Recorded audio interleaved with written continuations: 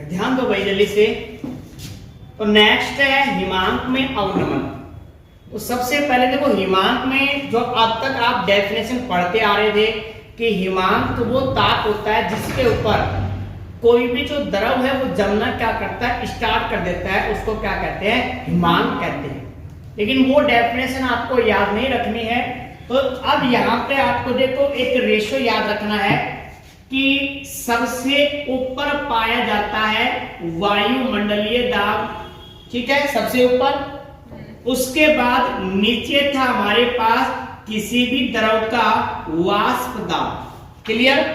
और ध्यान रखना ठोस का वाष्प दाब सबसे कम पाया जाता है और ये हमारे पास किसका वाष्प दाब है, ठोस का वाष्प दाब।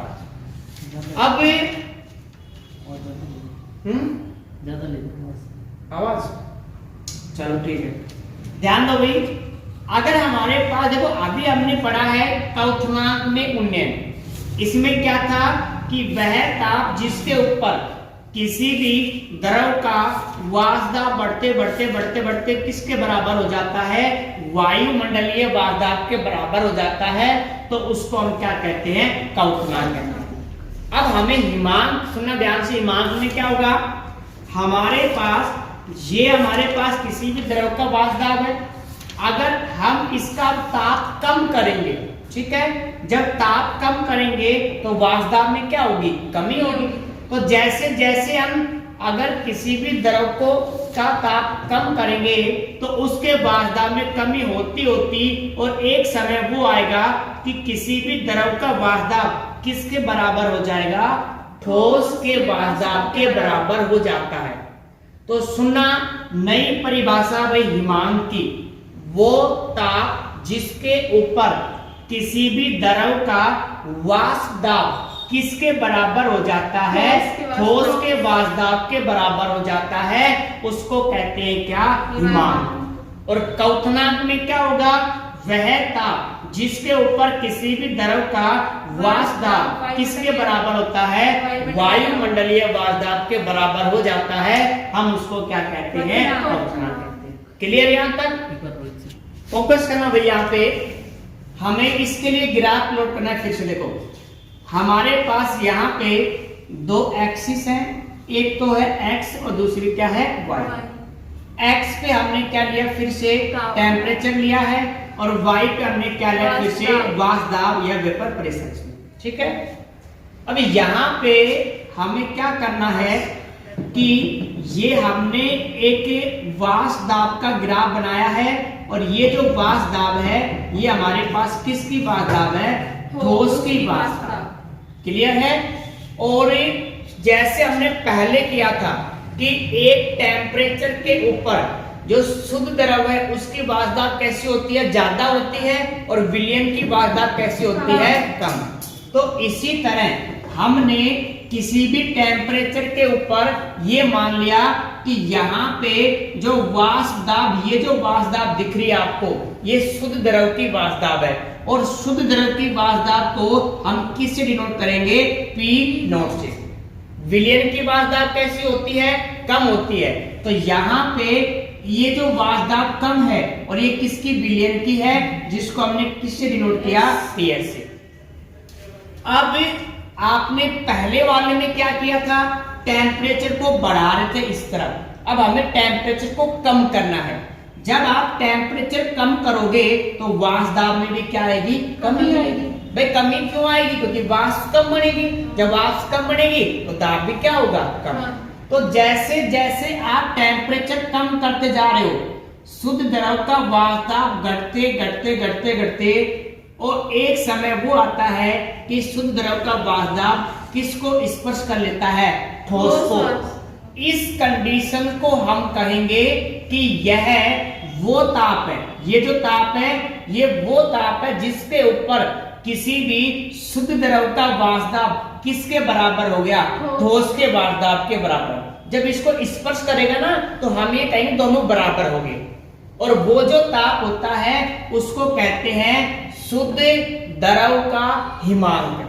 क्वथनांक नहीं कहेंगे, क्या कहेंगे, हिमांक। इसको किससे डिनोट करेंगे, यहां से T एफ नोट। एफ का मतलब क्या हो गया? फ्रीजिंग पॉइंट, है ना, फ्रीजिंग पॉइंट हो गया इसमें। तो यहाँ पे किसका है? शुद्ध का है। अब आप टेम्परेचर को फिर से क्या करोगे, अगर कम करते हो तो ये हमारे पास किसका वाष्पदाब था? पीएस, विलियन का था, तो विलियन का वाष्पदाब भी तो कम होगा।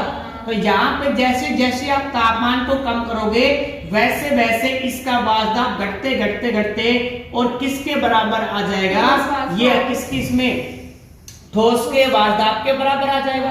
तो वह ताप जिसके ऊपर किसी भी द्रव का वाष्पदाब किसके बराबर आ जाता है? ठोस के वाष्पदाब, तो वो क्या कहलाता है? उसका हिमांक कहलाएगा। ये किसका है?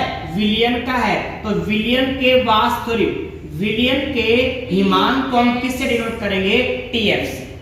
ठीक है, इस डायग्राम को मैं थोड़ा फिर से बना रहा हूं इसमें बड़ा, ठीक है, कंसेप्ट वही है, थोड़ा सा मैं इसको बड़ा बना रहा हूं इसमें। ये हमारे पास था ठोस का वाष्पदाब, ठोस का वाष्पदाब, क्लियर है। यहां पे हमारे पास था पी नोट, शुद्ध द्रव का। तो शुद्ध द्रव का वाष्पदाब अगर वायुमंडलीय वास्तविक ठोस के वाष्पदाब के बराबर हो रहा है तो इसको हम कहेंगे टी एफ नोट, यानी कि शुद्ध द्रव का हिमांक, क्लियर है। इसी के नीचे किसका प्रेजेंट होगा? विलियन का। उस पर समझ में आ रहा है? ठीक है, यहाँ पे क्या होगा? विलियन का, और विलियन के वाष्पदाब को किससे डिनोट करेंगे? पीएस। अगर तापमान कम करोगे तो इसका वाष्पदाब घटते घटते किसके बराबर आ जाएगा? ठोस के वाष्पदाब के बराबर। तो वह ताप जिसके ऊपर अगर विलियन का वाष्पदाब किसके? ठोस के वाष्पदाब के बराबर आ जाता है तो उसको कहेंगे उस विलियन का हिमांक, और इसको हम किससे डिनोट करेंगे? टीएफ। क्लियर है। सेम इसी तरह यहाँ पे इन दोनों के बीच का अंतर, सबसे पहले ये बताओ मुझे कि टीएफ नोट ज्यादा है कि टीएफ ज्यादा है? ये टेम्परेचर किसका है? टीएफ का है ना, ये किसका है? टीएफ का है, और ये किसका? टीएफ नोट का। तो शुद्ध जो आपके पास द्रव था उसका हिमांक ज्यादा है।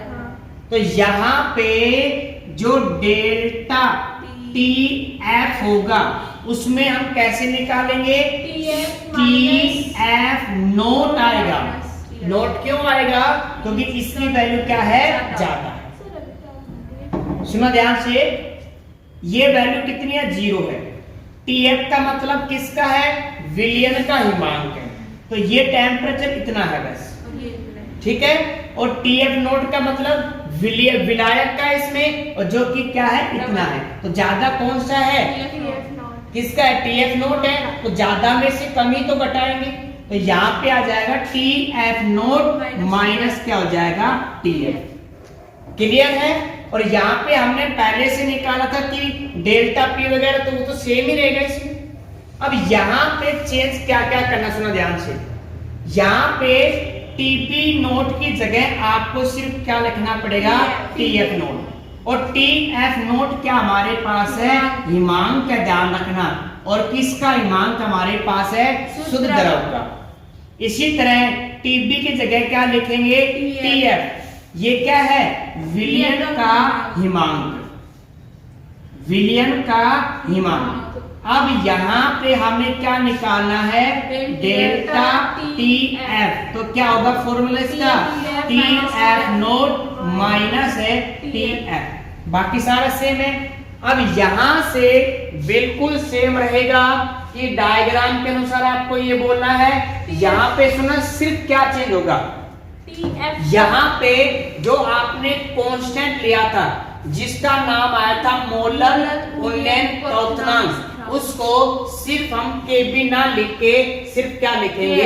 के एफ लिखेंगे। बाकी सारा सेम है। तो ये क्या बन जाएगा? मोलर अवनमन हिमांक, ठीक है। बाकी सारा यहाँ पे क्या रहेगा? सेम। सिर्फ टीबी की जगह आपको क्या लिखना है? टीएम लिखना है। तो ये हमारे पास टॉपिक था कौन सा? हिमांक में अवनमन। क्लियर है। सारा सेम है, ध्यान रखना अब इसको। तो जल्दी से आप इसको नोट करो, सेम है भाई, ठीक है रोहित? सर इसमें फिर लास्ट में भी होगा ना शायद टीएफ। हाँ, यहाँ पे ये KF होगा इसमें, तो ये फॉर्मूला ये थी हमारे पास में। ठीक है, यहाँ पे क्या था, TP था, तो यहाँ पे क्या आ जाएगा डेल्टा TF इसमें। क्लियर है? ये क्या था KB, तो KB की जगह सिर्फ क्या आएगा, F आएगा। तो सिर्फ चेंज क्या करना है आपको, जहां पे डेल्टा TB था वहां पे डेल्टा F करना है, और जो KF आया था उसको क्या करना है, सॉरी KB आया था उसको क्या करना है, इसमें KF करना है, ये चेंज करना है बस, बाकी सारा सेम है बस। ठीक है भाई, इसके न्यूमेरिकल और बच रहे हैं। अब इसके बाद हम क्या करते हैं, इसके न्यूमेरिकल करते हैं। तो बेटा क्वेश्चन लिखो, आप सभी क्वेश्चन लिखो। उस ताप की गणना कीजिए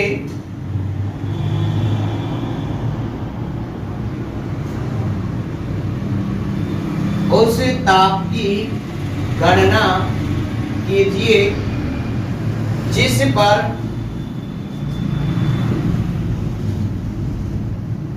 जिस पर 250 ग्राम जल में 250 ग्राम जल में 54 ग्राम ग्लूकोज 54 ग्राम ग्लूकोज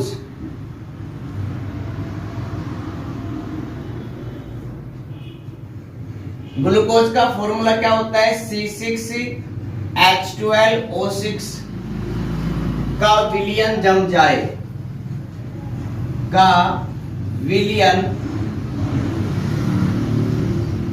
जम जाए। करो बेटा, इसको नोट कर लिया आपने। तो क्वेश्चन क्या हमारे पास कि उस ताप की गणना करनी है आपको कि जिस पर एक विलयन है, विलयन किसका है भाई, ग्लूकोज का जलीय विलयन है, यानी कि ग्लूकोज को किसमें मिलाया है हमने, जल में मिला के उसका विलयन बनाया है। तो ग्लूकोज क्या है यहाँ पे, ग्लूकोज एक विलेय है और जल क्या है यहाँ पे, विलायक है। क्लियर है यहाँ तक इसमें? अब यहाँ पे क्या निकालना है कि वो ताप निकालना है जिसके ऊपर ही जो विलयन होता है जम जाता है। यानी कि आपसे क्या पूछ रहा है, ये हिमांक पूछ रहा है इसमें। ठीक है, हिमांक अंतर नहीं पूछ रहा, आपसे क्या पूछ रहा है, हिमांक पूछ रहा है, ध्यान रहे। अब सबसे पहले अगर हम बात करते हैं कि हिमांक अवनमन, हिमांक अवनमन, या हम पहले ये लिखते हैं इसमें क्या क्या हमें दे रखा है, तो यहाँ पे लिखेंगे दिया गया है,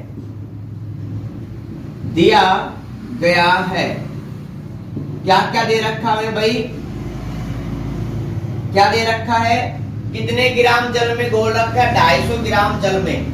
यानी कि हमारे पास जो विलायक है, जो विलायक, विलायक कौन है यहाँ पे, जल है, उसकी हमें मात्रा दे रखी है, उसका हमें भार दे रखा है। कितना दे रखा है यहाँ पे, 250 ग्राम। तो यहाँ पे लिखेंगे क्या, 250 ग्राम लिखेंगे। अब जो ग्लूकोज है, जो ग्लूकोज है, ग्लूकोज का फॉर्मूला क्या है भाई, ग्लूकोज यहाँ पे किसका काम करेगा, विलेय का काम करेगा। पढ़ा था हमने भाई कि विलयन में वो पदार्थ जिसकी मात्रा कम होती है उसको विलेय कहते हैं, और जिसकी मात्रा अधिक होती है उसको क्या कहते हैं, विलायक कहते हैं। तो यहाँ पे विलेय ग्लूकोज है, तो हम लिख सकते हैं विलेय का भार, विलेय का भार। और यहाँ पे कितना दे रखा है, इसमें 54 ग्राम दे रखा है। कितना दे रखा है, 54 ग्राम। इसी के साथ साथ हमें निकालना है ग्लूकोज का अनुभार। तो ग्लूकोज का फॉर्मूला क्या है, C6H12O6। अगर हम बात करें ग्लूकोज के अनुभार की, तो सबसे पहले कार्बन कितनी बार है, 6 बार है, तो कार्बन है 6 बार। और एक कार्बन का परमाणु भार कितना होता है, कितना होता है भाई, 12 होता है प्लस। हाइड्रोजन कितनी बार है, 12 बार है। और एक हाइड्रोजन का परमाणु भार कितना होता है, 1 होता है। इसी के साथ साथ ऑक्सीजन कितनी बार है, 6 बार। और एक ऑक्सीजन का जो परमाणु भार होता है वो कितना होता है, 16 होता है। क्लियर है? अब जल्दी से आप इसका योग करो और बताओ अनुभार कितना है इसमें। योग करो बेटा, जल्दी से योग करो। तो यहां पे इसका अनुभार कितना आया है, 180 ग्राम आया है, ध्यान रखना। क्लियर है। अब इसी के साथ साथ इस क्वेश्चन में जो KF, ठीक है, मोलर हिमांक जो अवनमन है उसका मान दे रखा है और वो है 1.86 किलो यानी कि केल्विन किलोग्राम पर मोल, ये इसका मान दे रखा है। क्लियर है। यानी कि अब हमारे पास जो विलायक है उसका भी भार आ रहा है, जो विलेय है उसका भी भार दे रखा है, विलेय का अणुभार भी दे रखा है, KF का भी मान दे रखा है। अब हमें क्या करना है, हिमांक अवनमन का फॉर्मूला लगाना है। तो यहाँ पे हिमांक अवनमन का फॉर्मूला होगा delta TF is equal to KF into MB। ठीक है, क्या होगा, MB into 1000 upon WB into MA। Clear है। तो यहाँ पे हमें क्या करना है, ये फॉर्मूला यूज करना है हिमांक अवनमन का। अब हमें क्या करेंगे, हम इसकी वैल्यू पुटअप करेंगे सभी की। तो delta TF is equal to KF की वैल्यू कितनी है बेटा, 1.86 है। MB की वैल्यू बताओ, MB का मतलब विलेय का भार, विलेय का भार कितना है, 54 ग्राम है। यहाँ पे लिखेंगे 54 इंटू 1000 अपॉन WB का मतलब होता है जो विलेय है उसका अणुभार। तो विलेय का अणुभार कितना आया है, 180 आया है।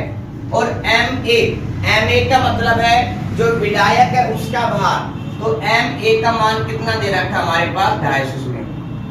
क्लियर है। इसको जल्दी से सोल्व करो भाई, सोल्व करो जल्दी से, वीडियो को पॉज करो जल्दी से और वीडियो इसमें सोल्व करो इस चीज को। अगर आप इसको सोल्व करोगे तो डेल्टा TF की वैल्यू हमारे पास आती है 2.23 केल्विन। क्लियर है। तो डेल्टा TF की वैल्यू आई है बेटा, यहाँ पे हिमांक नहीं आया है, हिमांक में अवनमन आया है।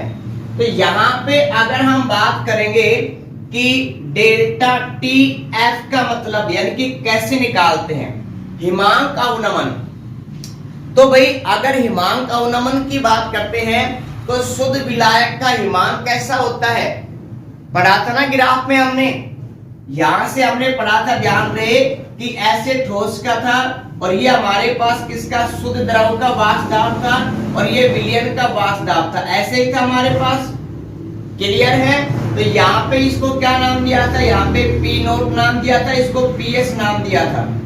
यहाँ पे अगर विलयन का वाष्पदाब होता है तो ये आएगा TF, नोट आएगा, और यहाँ पे क्या होता है TF। यानी कि जो हमारे पास शुद्ध विलायक है उसका वाष्पदाब क्या होगा, ज्यादा। तो ज्यादा में से तो कम ही तो घटाएंगे, ज्यादा में से किसको घटाएंगे, कम घटाएंगे।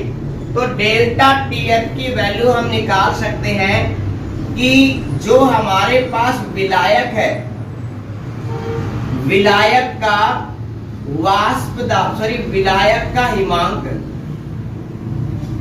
ठीक है, माइनस इसी के साथ साथ हमारे पास विलयन का हिमांक इसमें, तो यहां पे लिखेंगे माइनस विलयन का हिमांक।